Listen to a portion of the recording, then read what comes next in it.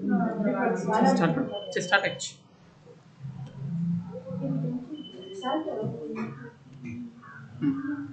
கிறிஸ்து இயேசுவுக்குள் மிகவும் அன்பாய் அழைக்கப்பட்ட அன்புக்குரிய சகோதர சகோதரிகளை, உங்கள் யாவருக்கும் நம்முடைய பிதாவாகிய தேவனுடைய நாமத்தினாலும் ஆண்டவராகிய இயேசு கிறிஸ்துவினுடைய நாமத்தினாலும் அன்பையும் வாழ்த்துதலையும் கூட இந்த வேலையில தெரிவித்துக் கொள்கிறேன்.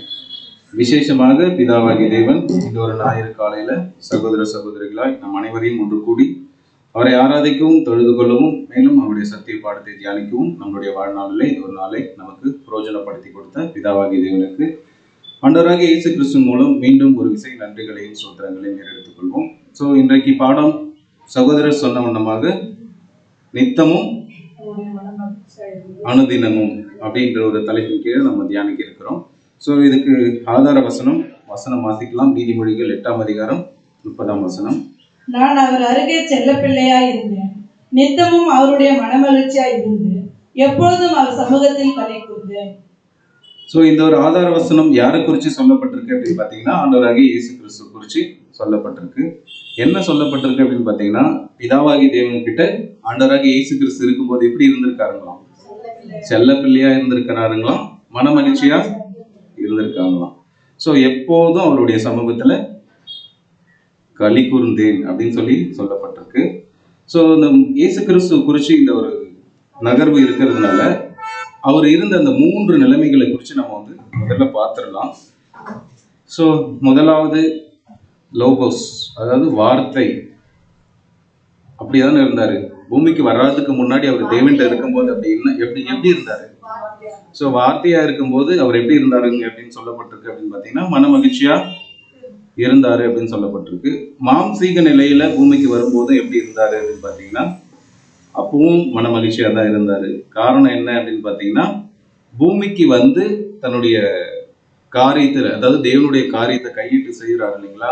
உடன்படிக்கை பண்ணிட்டு வெளியில வரும்போது தேவன் அங்க ஒரு சத்தமா பேசுறாரு இல்லைங்களா? இவரின் நேசகுமாரர், இவரில் நான் பிரியமா இருக்கிறேன் அப்படின்னா, அப்ப தேவனுக்கு பிரியமான ஒரு காரியத்தை செய்யும் போது அப்ப இவருக்கு எப்படி இருக்குன்னா மன மகிழ்ச்சியா இருக்கு. ஸோ அப்புறம் நமக்கு தெரியும் இல்லைங்களா, ஒரு 33 வருஷம் பூமியில இருந்து மரித்து 40ஆவது நாள் உயிரோடு எழுந்து அங்க போகும்போது அங்கேயும் என்ன இருக்காரு அப்படின்னு பாத்தீங்கன்னா, அழியாமைக்கு போயிட்டு அங்கேயும் எப்படி இருக்காருன்னு பாத்தீங்கன்னா, பிதாவினுடைய சித்தத்தை நிறைவேற்றக்கூடிய ஒரு நிலையில ரொம்ப ஒரு மன மகிழ்ச்சியா இருக்கிறாரு அப்படின்றத குறித்து நம்ம பார்க்குறோம். ஸோ தொடர்ந்து வசனம் வாசிக்கலாம். எபிரேயர் 10ஆம் அதிகாரம் 12 மற்றும் 13. எபிரேயர் 10ஆம் அதிகாரம் 12ஆம் வசனம். இவரே பாவங்களுக்காக ஒரே பலியை செலுத்தி என்றென்றைக்கும் தேவனுடைய வலது பரிசத்தில் உட்கார்ந்து இனி தம்முடைய சத்துருக்களை தமது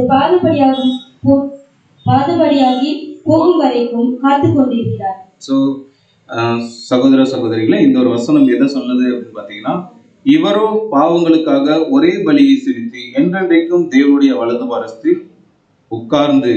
ஸோ ஆண்டவராக இயேசு கிறிஸ்து ஒட்டுமொத்த உலகத்துக்கும் ஒரே பலியை அவர் செலுத்தி என்ன பண்ணியிருக்காரு அப்படின்னு பார்த்தீங்கன்னா, தேவனுடைய வலது பாரசத்துல போய் உட்கார்ந்து ரொம்பவும் மகிழ்ச்சியா களி கூறுறாரு. ஆமா தானே? ஸோ நித்தமும் சத்துருக்களை தமது பாதப்படியாக்கும் போடும் வரைக்கும் காத்து கொண்டிருக்கிறார். ஸோ அந்த ஒரு நிலையை அடைஞ்சாலும் இன்னும் என்ன பாக்கி இருக்கு அப்படின்னு பார்த்தீங்கன்னா, சத்துருக்களை பாதத்துக்கு கீழே போடுற ஒரு நிலைமைக்காக என்ன பண்ணிட்டு இருக்காரு அப்படின்னு பார்த்தீங்கன்னா, காத்து கொண்டிருக்காரு. ஏன் காத்துட்டு இருக்கணும்? அவருடைய ஓட்டத்தை அவர் சரியா முடிச்சிட்டாரு. ஸோ முடிச்சு அவருடைய பிதாவினுடைய வலது பாரசத்துல போய் உட்கார்ந்துட்டாரு. ஆனாலும் காத்து கொண்டிருக்கிறேன் அப்படின்னா ஏதோ ஒரு இங்கு வச்சு சொல்லியிருக்காரு. என்ன காரணமா இருக்கும்? சபைக்காக காத்துட்டு இருக்காங்களா? சோ மறுபடியும் ஆதார வசனம் வாசிங்க. நீதிமொழிகள் 8ஆம் அதிகாரம் 30ஆம் வசனம். நீதிமொழிகள் 8ஆம் அதிகாரம் 30ஆம் வசனம். நான் அவர் அருகே செல்ல பிள்ளையாய் இருந்தேன், நித்தம் அவருடைய மன மகிழ்ச்சியாய் இருந்து எப்பொழுதும் அவர் சமூகத்தில் களி கூர்ந்தேன். சோ இந்த ஒரு வசனம் ஆண்டவராகிய இயேசு கிறிஸ்து குறித்து சொல்லப்பட்டு இருந்தாலும், இவர் முழுமையா இந்த ஒரு வசனம் அவருக்காக எடுத்துக்காம சில விஷயங்களுக்காக அவர் என்ன பண்ணிட்டு இருக்காரு அப்படின்னு பாத்தீங்கன்னா, முன்னாடி வசனத்துல நம்ம பார்க்கும்போது காத்துட்டு இருக்காரு அப்படின்றத குறித்து நம்ம பார்த்தோம் இல்லைங்களா? நம்மளுடைய வாழ்க்கையில ஆண்டவராகிய இயேசு கிறிஸ்து அவருடைய வாழ்க்கையில பிதாவாகி தேவனை மகிமைப்படுத்தினார் இல்லைங்களா? களி கூர்ந்து மகிமைப்படுத்தி அவரையும் சந்தோஷமா வச்சுக்கிட்டாரு, இவரும் சந்தோஷப்பட்டார். ஸோ நம்மளுடைய மாம்சத்துல நாம இருக்கிறதுனால நாமளும் என்ன பண்ணணும் அப்படின்னு பார்த்தீங்கன்னா, ஒரு களி கூர்ந்த ஒரு கனியை நம்ம என்ன பண்ணணும்னா கொடுக்கணும். ஸோ எப்படிலாம் கொடுக்கலாம் அப்படின்றத குறித்து ஒரு 7 மெத்தட்ல நம்ம பார்க்கலாம். சின்ன பாடம் தான், 7 மெத்தட்ன்றதும் பெருசுன்னு நினைச்சிடாதீங்க. ஸோ முதலாவது, தேவனுடைய வார்த்தையை அனுதினமும் புசிக்க வேண்டும். So first method. ஸோ இதுக்கு ஆதார வசனமா என்ன பார்க்கலாம் அப்படின்னு பார்த்தீங்கன்னா, மத்தேயு 6ஆம் அதிகாரம் 11ஆம் வசனம். மத்தேயு 6ஆம் அதிகாரம் 11ஆம் வசனம். எங்களுக்கு வேண்டிய ஆகாரத்தை இன்று எங்களுக்கு தாரும். ஸோ நாம என்ன மாம்சத்துல இருக்கிறதுனால நம்ம தேவன்கிட்ட எப்படி கேட்க வேண்டியதா இருக்கு அப்படின்னு பார்த்தீங்கன்னா, எங்களுக்கு வேண்டிய ஆகாரத்தை இன்று எங்களுக்கு தாரும் அப்படின்னா, இதை நம்ம எப்படி புரிஞ்சுக்கலாம் அப்படின்னு பார்த்தீங்கன்னா, இன்னைக்கு மட்டுமே நமக்கு தேவையா? ஸோ அனுதினமும் நம்மளுடைய வாழ்க்கையில, ஏன்னா நம்ம ஒவ்வொரு நாளும் கடவுளுக்குள்ள நம்ம இருக்கணும் அப்படின்றதுக்காக ஆகாரம் அப்படின்னாலே நம்ம எதை புரிஞ்சுக்கலாம். ஸோ இதை நம்ம உலகத்தாரில் இருக்கிற ஜனங்கள் எப்படி புரிஞ்சுக்கிறாங்க, அவங்களுக்கான ஆசீர்வாதம் என்ன அப்படின்னு பார்த்தீங்கன்னா, மாம்சத்தில் இருக்கக்கூடிய சகோதர சகோதரிகள், உலகத்தில் இருக்கிற சகோதர சகோதரிகளுக்கு தேவன் தயவு தாட்சியே இல்லாம எல்லாருக்கும் பகிர்ந்து உணவை கொடுத்துட்டு தான் இருக்காரு. இந்த காக்கா குருவிகள்லாம் விதைக்கிறதும் கிடையாது, அறுக்கிறதும் கிடையாது, ஆனா அவங்களுக்கான உணவை தேவன் பிழை போட்டுக்கிறார் இல்லைங்களா. ஸோ அதே மாதிரி தான் தேவனை அறிஞ்ச சகோதர சகோதரிகள் நாம என்ன பண்ணணும் அப்படின்னு பார்த்தீங்கன்னா, வெறும் மாம்சத்துக்கான உணவை எடுத்துக்கொள்ளாம நம்மளுடைய ஆவிக்குரிய ஒரு வாழ்க்கைக்கு தேவையான ஒரு உணவு எது அப்படின்னு பார்த்தீங்கன்னா, தேவனுடைய வார்த்தையா இருக்கு. ஸோ அந்த ஒரு வார்த்தையை நம்ம அனுதினமும் பெற்றுக்கொள்ளணும். ஸோ இதை நம்ம இன்னும் ஒரு மெத்தட்ல புரிஞ்சுக்கலாம். எப்படி புரிஞ்சுக்கலாம் அப்படின்னு பார்த்தீங்கன்னா, நமக்கு பரலோகம் மன்னா டெய்லி இருக்கு இல்லைங்களா. ஸோ இது ஒரு சகோதரருக்கு கொடுத்த ஒரு ஆசீர்வாதம், ஆமா தானே. அந்த சகோதரர் அந்த ஒரு ஆசீர்வாதத்தை என்ன பண்ணியிருக்காரு அப்படின்னு பார்த்தீங்கன்னா, எல்லா சகோதரர்களுக்கும் கொடுத்திருக்காரு. ஸோ இது தேவன்கிட்ட அவர் வாங்கின ஒரு ஆசீர்வாதத்தை ஸோ இன்னைக்கு நாம பயன்படுத்திட்டு இருக்கோம். இதுவும் ஆசீர்வாதம் தான், ஆனா இது மட்டுமே நமக்கு போதுமா அப்படின்னு பார்த்தா இல்லை. ஏன்னா எல்லாத்துக்குமே என்ன சொல்லப்பட்டிருக்கு அப்படின்னு பார்த்தீங்கன்னா, தேவையான ஆகாரத்தை அன்றன்றைக்கே நம்ம என்ன பண்ணணும் அப்படின்னு பார்த்தீங்கன்னா, தேவன்கிட்ட இருந்து வாங்கணும். அதுவும் நமக்கு ஆசீர்வாதம். அதே அந்த நிலைமையே வச்சுக்கிட்டு இருந்தோமா நம்ம அடுத்த கட்டத்துக்கு நகர முடியாது. அதனால நாமளும் என்ன பண்ணணும்னா, தேவன்கிட்ட கிட்டி சேரணும்னா, நெருக்கமா ஆகணும் அப்படின்னா நாம என்ன பண்ணணும் அப்படின்னு பார்த்தீங்கன்னா, ஆகாரத்தை இன்னும் நம்ம சாப்பிட ஆரம்பிக்கணும். ஸோ வசனம் வாசிக்கலாம். லூக்கா 9ஆம் அதிகாரம் 23ஆம் வசனம். லூக்கா 9ஆம் அதிகாரம் 23ஆம் வசனம். பின்பு அவர் எல்லோரையும் நோக்கி, ஒருவன் என் பின்னே வர விரும்பினால் அவன் தன்னைத்தான் வெறுத்து தன் சிலுவையை அனுதினமும் எடுத்துக்கொண்டு என் பின்பற்ற கடவன். ஸோ இங்க என்ன சொல்லப்பட்டிருக்கு அப்படின்னு பார்த்தீங்கன்னா, நம்மளுடைய மாம்சத்துல நாம இருக்கிறதுனால நம்ம எந்த ஒரு காரியத்தை நம்ம அனுதினமும் பண்ண வேண்டியதா இருக்கு அப்படின்னு பார்த்தீங்கன்னா, இயேசு கிறிஸ்துவை விரும்புகிற நாம அவர் கூட நம்ம போகணும்னா நம்ம என்ன பண்ணணும் அப்படின்னு பார்த்தீங்கன்னா, மாம்சத்தில் இருக்கிற நாம மாம்ச பலவீனங்களை குறித்து கவலைப்படாம தேவனுக்குரிய அந்த ஒரு பாதையில நம்ம போகணும் அப்படின்னு சொல்லி நம்ம விருப்பப்பட்டு போறதுனால எல்லா காரியங்களையும் பூமிக்கு தேவையான எல்லா காரியங்களையும் என்ன பண்ணணும் அப்படின்னு பார்த்தீங்கன்னா, விட்டுட்டு தான் வரணும் அப்படின்றத யாருடைய தீர்மானமா இருக்கு அப்படின்னு பார்த்தீங்கன்னா, ஆண்டவராகிய இயேசு கிறிஸ்துவோடைய தீர்மானமா இருக்கு. அவர் அந்த மாதிரி போனாரு. ஈவன் அவரை ஃபாலோ பண்ண 12 அப்போஸ்தலர்களும் அந்த ஒரு நிலைமைக்கு போனாங்க. ஸோ அவர் காத்துட்டு இருக்காரு இல்லைங்களா. நம்ம முன்னாடி பார்த்தோம் இல்லைங்களா, எபிரேயர்ல 13ஆம் வசனத்துல. அப்புறம் எதுக்காக காத்துட்டு இருக்காருன்னா, அவர் மட்டுமே அந்த ஒரு காரியத்தை செய்யறதுக்கு வாஞ்சியா இல்லை, தன்னோடு கூட அநேக பரிசுத்தவான்கள் அந்த ஒரு காரியத்தை செய்யணும்னு சொல்லி அவர் பிரியப்படுறாரு. ஸோ பிதாவினுடைய சித்தமும் அதுதான் இருக்கு. ஸோ அது தேவனுடைய காரியத்தை இவர் சரியா செய்யறதுனால தன்னைத்தான் வெறுத்து தன் சிலுவையை, இங்க எல்லாருக்குமே ஒரு சிலுவை இருக்கு. ஸோ சரீரத்துல அநேக பாடுகள் இருந்தாலும், உறவுகள் மத்தியில அநேக கஷ்டங்கள் இருந்தாலும், இது எல்லாமே நம்ம வச்சுக்கிட்டு தேவனுடைய பார்வையில தேவனுடைய பாதையில நம்ம சரியா போக முடியுமா அப்படின்னு பார்த்தீங்கன்னா, கண்டிப்பா கஷ்டம்தான். ஆனாலும் தேவன் நமக்கு என்ன கொடுக்குறாரு அப்படின்னு பார்த்தீங்கன்னா, மாம்சத்தில் இருக்கிறதுனால நமக்கு பலத்தையும் ஆகாரத்தையும் நமக்கு கொடுக்கறதுக்கு அவர் ரெடியா தான் இருக்காரு. நாம் அதை கேட்டு வாங்கி பெற்றுக்கொண்டு அந்த ஒரு ஓட்டத்துல நம்ம தைரியமா ஓடணும். இப்ப இன்னைக்கு நம்ம பரலோக மன்னால பார்த்தோம் இல்லைங்களா, நம்ம அந்த குழந்தையா இருந்துட்டு வெறும் பாலை மட்டுமே குடிச்சிட்டு இருந்தோமா என்ன பண்ண முடியாது. பலமான ஆகாரத்தை சாப்பிட்டு நம்மளால ஓடிடலாம். ஆனா பாலை மட்டுமே குடிச்சிட்டு இருந்தா கண்டிப்பா அந்த ஒரு நிலைக்கு நம்மளால போக முடியாது. ஸோ தொடர்ந்து வசனம் வாசிக்கலாம். அப்போஸ்தலர் 17ஆம் அதிகாரம் 10ஆம் வசனம். அப்போஸ்தலர் 17ஆம் அதிகாரம் 10ஆம் வசனம். உடனே சகோதரர் ராத்திரி காலத்திலே பவுலையும் சீலாவையும் பெரியா பட்டணத்திற்கு அனுப்பிவிட்டார்கள். அவர்கள் அங்கே சேர்ந்து யூதருடைய ஜெப ஆலயத்திற்கு போனார்கள். அந்த பட்டணத்தார் மனோவாஞ்சையாய் வசனத்தை ஏற்றுக்கொண்டு காரியங்கள் இப்படி இருக்கிறதா என்று தினந்தோறும் வேத வாக்கியங்களை ஆராய்ந்து பார்த்ததினாலும் தெசலோனிக்கேயில் உள்ளவர்களை பார்க்கிலும் நற்குணசாலிகளாய் இருந்தார்கள். சோ இந்த பெரேயா பட்டணத்துல இருக்கிறவங்க என்ன பண்றாங்க அப்படின்னு பாத்தீங்கன்னா, அவங்களுடைய வளர்ச்சிக்கு தினந்தோறும் என்ன பண்றாங்கன்னா வேதத்தை ஆராய்ச்சி பண்றாங்க. நம்ம தேவன்கிட்ட கேட்டு வாங்குறதும் அனுதினமும் நம்ம வாங்கணும். ஸோ வாங்கக்கூடிய அந்த ஒரு ஆகாரத்தை நம்ம என்ன பண்ணணும் அப்படின்னு பார்த்தீங்கன்னா, இது இன்னத்துக்கு சொல்லப்பட்டிருக்கு அப்படின்னு சொல்லி நம்ம என்ன பண்ணணும்னா ஆராய்ச்சி பண்ணணும். எதுக்காக தேவனுடைய வார்த்தை சொல்லப்பட்டிருக்கு அப்படின்றத நம்ம தேடாம அதை நம்ம வெறுமனையா வாங்கி வச்சுட்டோமா என்ன ஆகும் அப்படின்னு பார்த்தீங்கன்னா, என்ன ஆகும்? உடஞ்சி ஓடிடுமா? கண்டிப்பா உடைஞ்சுதான் ஓடும். ஏன் அப்படின்னா, நாம மாம்சத்துல இருக்கிறதுனால நாம உடைந்த பாத்திரமா இருக்கிறோம். தேவனுடைய கிருபை, அவருடைய ஆசீர்வாதம், அவருடைய தயவு எல்லாமே நமக்கு அதிகமா கிடைச்ச ஒண்ணு நம்மளால பத்திரப்படுத்திக்க முடியல. காரணம் என்ன அப்படின்னு பாத்தீங்கன்னா, நம்ம மாம்சத்துல இருக்கிறோம். இப்ப நம்ம ஒரு தீர்மானம் எடுப்போம். இன்னைக்கு நம்ம காலையில எந்திரிச்சு நம்ம ஒரு விஷயத்த நம்ம தியானிச்சுட்டு அந்த விஷயத்தின்படி நம்ம நடக்கிறதுக்கு முயற்சி பண்ணுவோம். ஆனா நம்ம மாம்சத்துல இருக்கிறதுனால பலவீனத்துல சோர்வு வந்துடும், மன ரீதியா நிறைய பிரச்சனைகள் வந்துடும். அதனால நம்ம தீர்மானிச்சபடி நம்மளால நடக்க முடியாததுனால என்ன ஆகுது அப்படின்னு பாத்தீங்கன்னா, இதுக்கு நான் தகுதி இல்லை அப்படின்னு சொல்லி நம்மள நாமளே என்ன பண்ணிடக்கூடாது. ஸோ நமக்கும் தெரியும், தேவனுக்கும் தெரியும், இவங்க பலவீனமானவங்கள், உடைந்த பாத்திரம் தான். ஆனாலும் தேவனுடைய வாஞ்சையை இவங்க எவ்வளவு பத்திக்கிறாங்க அப்படின்றத குறிச்சு தேவன் பிரியப்படுறாரு. ஒரு விஷயத்த, இப்போ ஒரு குழந்தை இருக்கு ஒரு வீட்டுல, அந்த குழந்தை தெரியுமா அந்த குழந்தைக்கு எனக்கு இந்த வேலைக்கு சாப்பாடு கொடுப்பாங்க, நைட்ல எனக்கு சாப்பாடு கொடுப்பாங்கன்னு ஏதாவது யோசிக்கீங்களா? ஆனா அப்பா அம்மா என்ன பண்ணுவாங்க? இவங்களுக்கே இல்லைனாலும் குழந்தைக்கு கொடுப்பாங்க. ஸோ அந்த ஒரு கான்ஃபிடென்ட்டா அந்த குழந்தை இருக்குது இல்லைங்களா? அந்த மாதிரி தான் நாம என்ன பண்ணணும் அப்படின்னா, தேவன் நமக்கு அனுதினமும் கொடுக்கறதுக்கு ரெடியா இருக்காங்க. ஆனா மனோவாஞ்சியா நம்ம கேட்கறதுக்கு ஆவலா இருக்கிறோமா அப்படின்றத பார்ப்பாரு. என்ன பிரதர், நீங்க குழந்தைக்கு அப்பா அம்மா எல்லாம் கேட்காம கொடுப்பாங்க. இப்ப குழந்தை திடீர்னு எனக்கு இது வேணும் அப்படின்னு கேட்கும்போது அதை நம்ம செஞ்சு கொடுக்குறோம் இல்லைங்களா? ஸோ என்ன வேணும், எது வேணும் அப்படின்றது பெற்றவங்களுக்கு தெரியும் இல்லையா? இது பலமான ஆகாரம் கொடுக்குறோம் அப்படின்றது தெரியும்.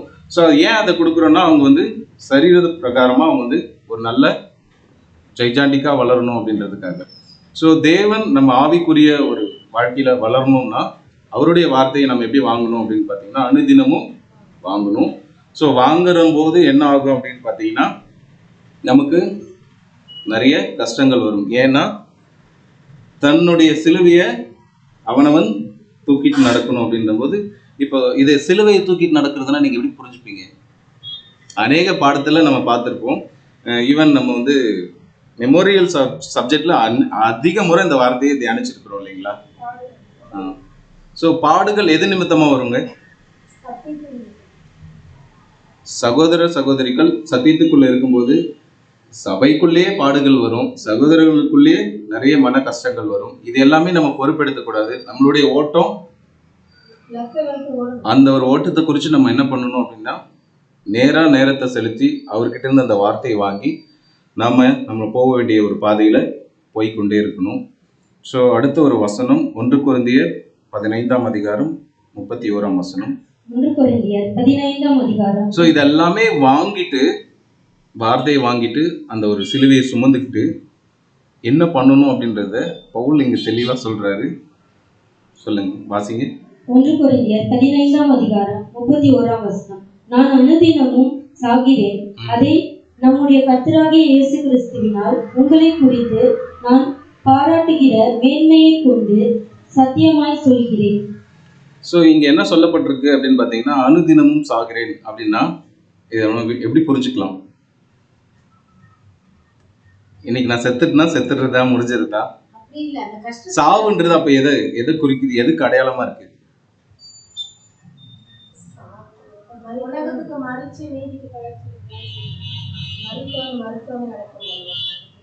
அப்படியா?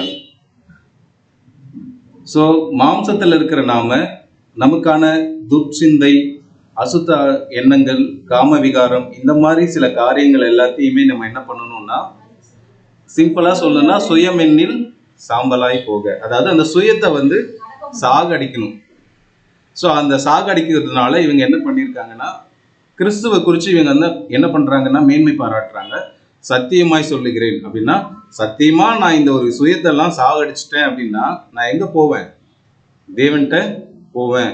இந்த சுயம்ன்றது வந்து ஏன் அனுதினமும் சொல்லப்பட்டிருக்கு அப்படின்னு பார்த்தீங்கன்னா, இது வந்து டே பை டே நமக்குள்ளே தான் இருக்கும். என்னதான் நம்ம வேதம் வாசிச்சாலும், ஞாயிற்றுக்கிழமை வந்து சப்ஜெக்ட் கேட்டாலும், தியானிச்சாலும் என்ன பண்ணுன்னா, அடுத்து வெளில போகும்போது என்ன பண்ணுன்னா சுயம் வந்து வெளியில வரும். ஸோ இது எல்லாத்தையும் தேவன் வந்து தெரியாம இருக்குமா? நம்ம சகோதர சகோதரிக்குள்ள வேணா மறைச்சிக்கலாம் எல்லா காரியத்தையும். ஆனா பிதாவாகி தேவன்கிட்ட எந்த ஒரு காரியத்தையும் நம்மளால மறைக்க முடியாது. ஆனாலும் நமக்கு இந்த ஒரு ஆசீர்வாதத்தை தேவன் வந்து வச்சிருக்காரு. ஸோ இவ்வளவு பெரிய ஒரு பாக்கியத்தை தேவன் நமக்கு கொடுக்குறாருன்னா நம்ம கிட்ட எதிர்பார்க்கறது என்ன? அவருடைய சிந்தைக்கு இணங்க நான் வந்து செவி சாட்சி தன்னை தாழ்மையா காமிச்சமா. ஆண்டவராக இயேசு கிறிஸ்து அப்படித்தானே காமிச்சாரு. ஸோ காமிச்சதுனாலதான் அவர் வந்து அவருடைய வலது பரிசுல போய் உட்கார்ற ஒரு நிலைமை வந்துச்சு. ஸோ நமக்கு நல்லாவே தெரியும், பூமியில வரும்போதும் தேவனுக்கு பிரியமா தான் நடந்துக்கிட்டாரு. அங்க செல்ல பிள்ளையா இருக்கும் போதும் தேவனுக்கு பிரியமா தான் இருந்தாரு. இவன் அந்த 40 நாள் மரித்து அந்த அழியாமைக்குள்ள போகும்போதும் அவருக்கு பிரியமா நடந்ததுனாலதான் அவருக்கு பக்கத்திலேயே அவர் வந்து என்ன பண்ணிட்டாரு அப்படின்னு பாத்தீங்கன்னா, ஆண்டவராக இயேசு கிறிஸ்துவ உட்கார வச்சிருக்கிறாரு. ஸோ 2 கொரிந்தியர் 4 அதிகாரம் 10 வசனம். 2 கொரிந்தியர் 4 அதிகாரம் 10 வசனம். கர்த்தராகிய இயேசு கிறிஸ்துவுடைய ஜீவனும் எங்கள் சரீரத்தில் விளங்கும்படிக்கு இயேசுவின் மரணத்தை எப்பொழுதும் எங்கள் சரீரத்தில் சுமந்து தீர்க்கிறோம். ஸோ இந்த ஒரு மரணம் எதை குறித்து சொல்லப்பட்டிருக்கு அப்படின்னு பார்த்தீங்கன்னா, ஆண்டவராகிய இயேசு கிறிஸ்துவனுடைய மரணத்தை நம்ம வந்து நினைவு கூறுதல் மட்டும்தான் நாங்கள் நினைவு கூறுவோம் அப்படின்னு சொல்லப்படல. சரீரத்திலே விளங்கும்படி. அப்போ இது என்ன அர்த்தம் அப்படின்னு பார்த்தீங்கன்னா, நம்மளுடைய சரீரமும் ஆண்டவராகிய இயேசு கிறிஸ்துவ சரீரமும் ஒண்ணுதான். ஸோ இந்த ஒரு சரீரம் அந்த ஒரு சரீரத்துல போய் ஒன்னா சேரணும் இல்லைங்களா? ஸோ அப்போ அவருக்கு ஒரு கஷ்டம் அப்படின்னும் போது நமக்கும் தான் அது, நம்மளுடைய சகோதரர்களுக்கு ஒரு கஷ்டம் அப்படின்னும் போது அது நமக்கும் தான். ஏன்னா நம்ம எல்லாருமே ஒரே சரீரமா அழைக்கப்பட்டிருக்கிறோம் இல்லைங்களா? ஸோ ஒருத்தவங்களை குறித்து ஒருத்தவங்க என்ன பண்ணணும் அப்படின்னு பார்த்தீங்கன்னா, என்ன பண்ணணும்? கவலைப்படணுமா? எப்பொழுதும் இயேசுவின் மரணத்தை எப்பொழுதும் எங்கள் சரீரத்தில் சுமந்து தீர்க்கிறோம்.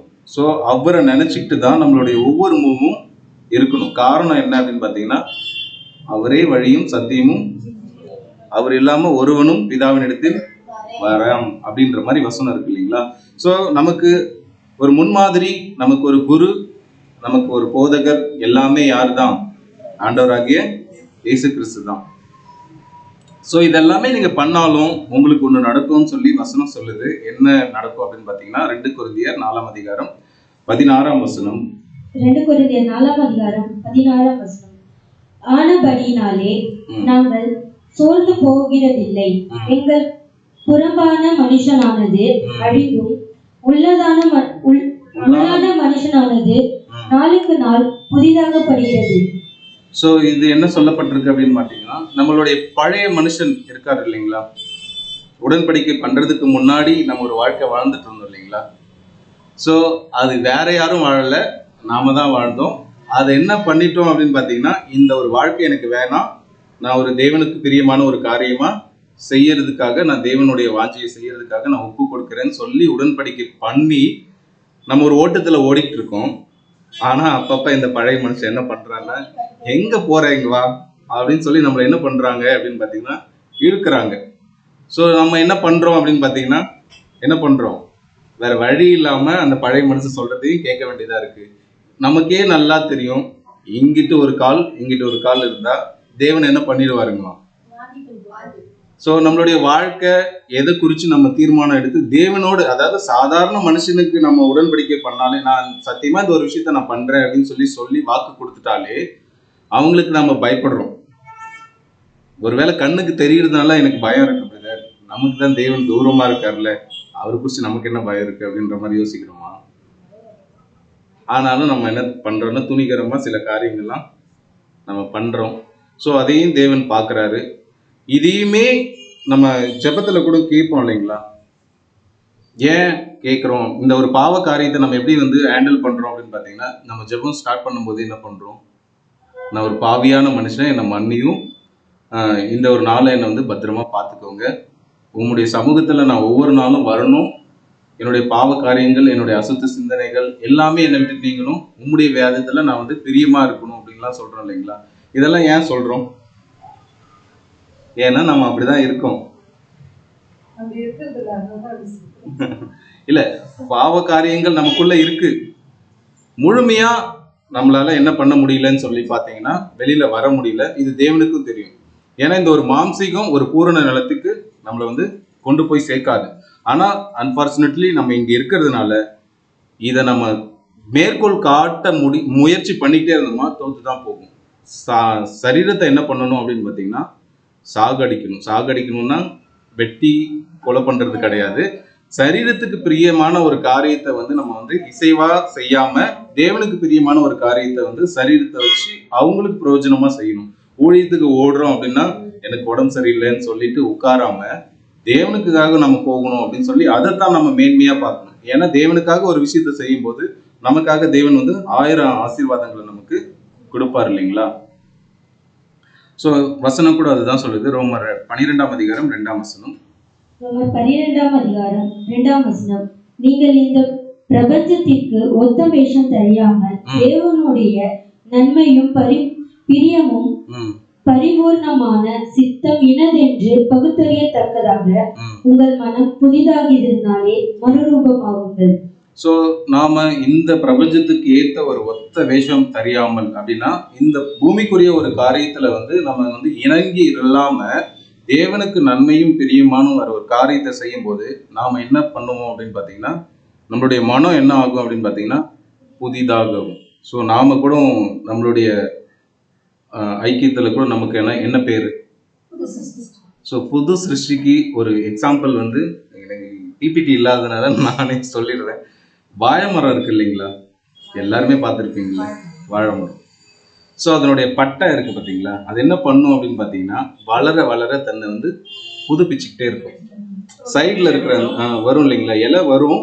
அது என்ன ஆகுன்னா ஒரு கட்டத்துக்கு மேலே அது என்ன ஆகுன்னா காஞ்சி போயிடும். திருப்பி என்ன பண்ணும் அப்படின்னு பார்த்தீங்கன்னா, ஸோ இது என்ன பண்ணும், பழமொழி கூட வெட்ட வெட்ட வளரும்.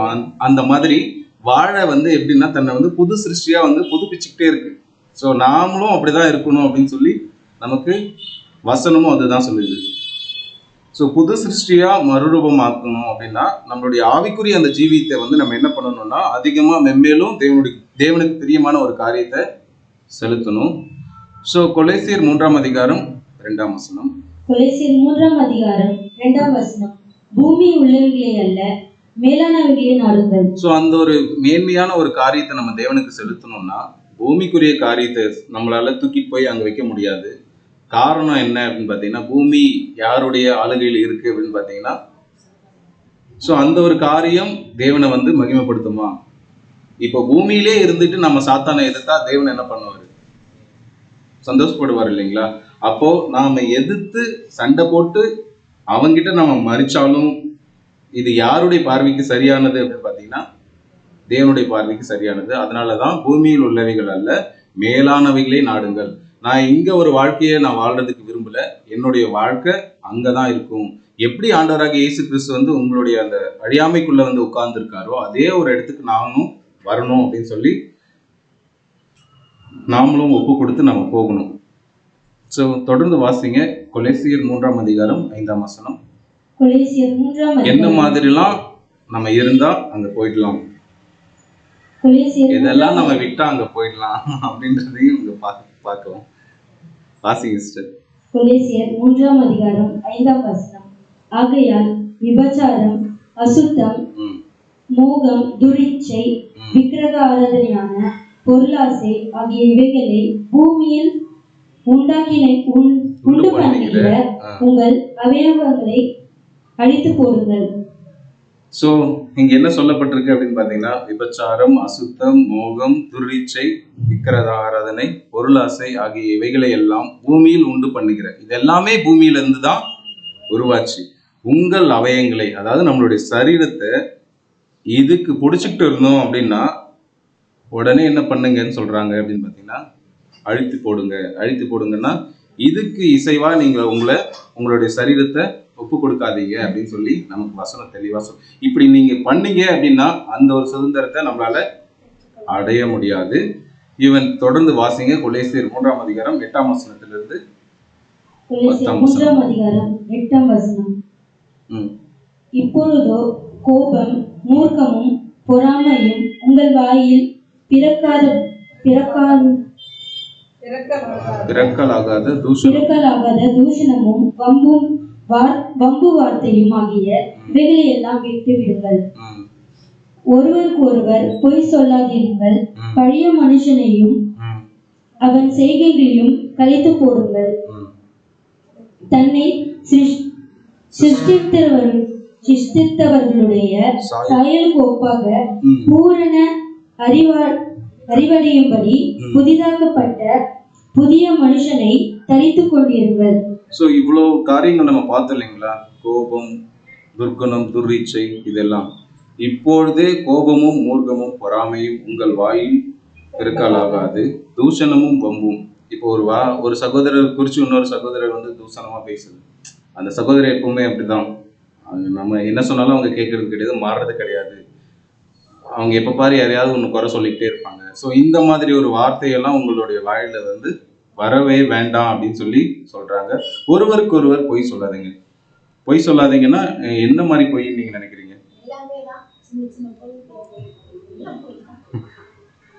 சராசரியா ஒரு மனுஷன் 250 பொய் கிட்ட சொல்ல வேண்டியதா இருக்கு ஒரு நாளைக்கு. அப்புறம் எங்கன்றது நான் பொய் சொல்லாம இருக்கிறது அப்படின்னு கேக்குறீங்களா? ஸோ நமக்கு தெரியும், அதாவது நமக்கு தெரியுன்றதை தாண்டி தேவனுக்கு நல்லாவே தெரியும்.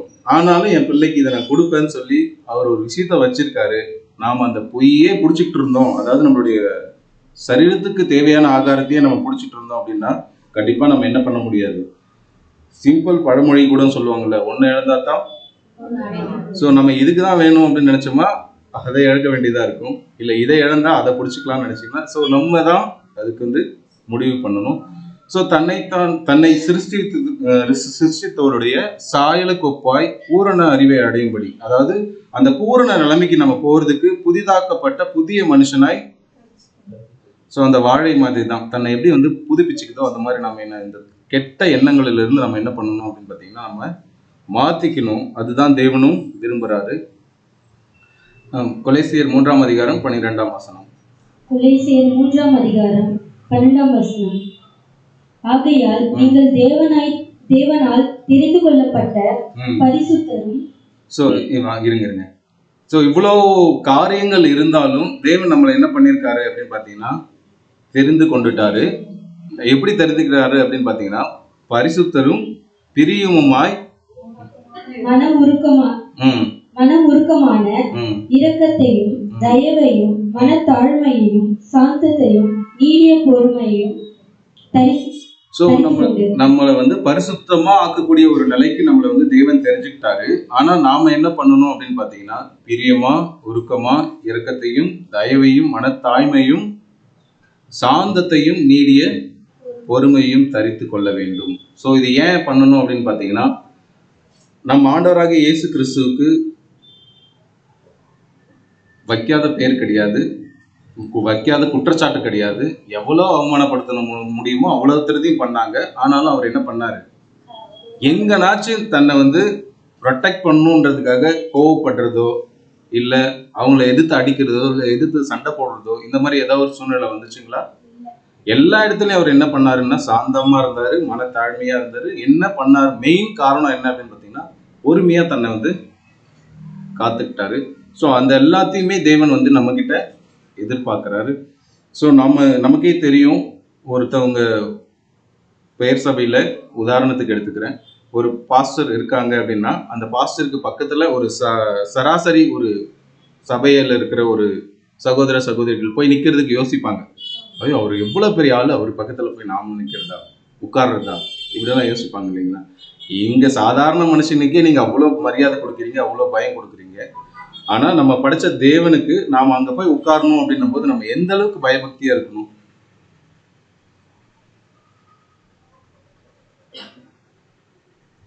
ஸோ நாமளே நிதானிச்சு பார்க்கக்கூடிய ஒரு நிலைமைக்கு நம்ம இருக்கிறோம். ஸோ தொடர்ந்து வாசிங்க. எபிரேயர் 3ஆம் அதிகாரம் 13ஆம் வசனம். எபிரேயர் 3ஆம் அதிகாரம் 13ஆம் வசனம். உங்களில் ஒருவனாகிலும் பாவத்தின் வஞ்சனையினாலே கடினப்பட்டு போகாதபடிக்கு என்று எண்ணப்படுகிறமளவும் நாடோறும் ஒருவருக்கு ஒருவர் புத்தி சொல்லுங்கள். ஸோ இப்போ ஒரு சகோதரர் ஒரு சகோதரி நம்ம இருக்கோம், இங்க ஒரு சபையில எல்லாமே இருக்கும் அப்படின்னும் போது அவங்களுக்கு புத்தி சொல்ல வேண்டியது நம்ம மேல விழுந்த ஒரு கடமையா இருக்கு. இந்த சகோதரர் வழி விலகி போயிடக்கூடாது, இந்த சகோதரி அங்க போயிடக்கூடாது, இவங்களுடைய வாழ்க்கையை தேவனுக்காக பிரியமா இவங்க உடன்படிக்கை பண்ணி வந்தாங்க, இவங்க வெறுமனமா அந்த ஒரு சரீர அங்கத்துல இருந்து இவங்க தன்னை மாத்திக்க கூடாது அப்படின்னு சொல்லி நாம என்ன பண்ணணும்னா அவங்கள போய் புத்தி சொல்லி தேவனுடைய நாமத்தை எடுத்து கொடுத்து அவங்கள மறுபடியுமா நம்ம தேவனுடைய அந்த ஒரு சரீரத்து இயேசு கிறிஸ்துவனுடைய அங்கத்துல சேர்க்கறதுக்கு நாம என்ன முயற்சி பண்ணணுமோ அதை நம்ம பண்ணணும் அப்படின்னு சொல்லி நமக்கு ஒவ்வொருத்தவங்களுக்கும் புத்தி சொல்லணும் அப்படின்னு சொல்லி வசனம் சொல்லுது. ஸோ இது எப்படி பண்ணணும் அப்படின்னு பார்த்தீங்கன்னா ரொட்டீனா நம்மளுடைய அனுதின வாழ்க்கையில நம்ம பண்ணிக்கிட்டு தான் இருக்கணும். ஆமா தானே? ஸோ இது எல்லாமே பண்ணாதான் நம்ம என்ன பண்ண முடியும்?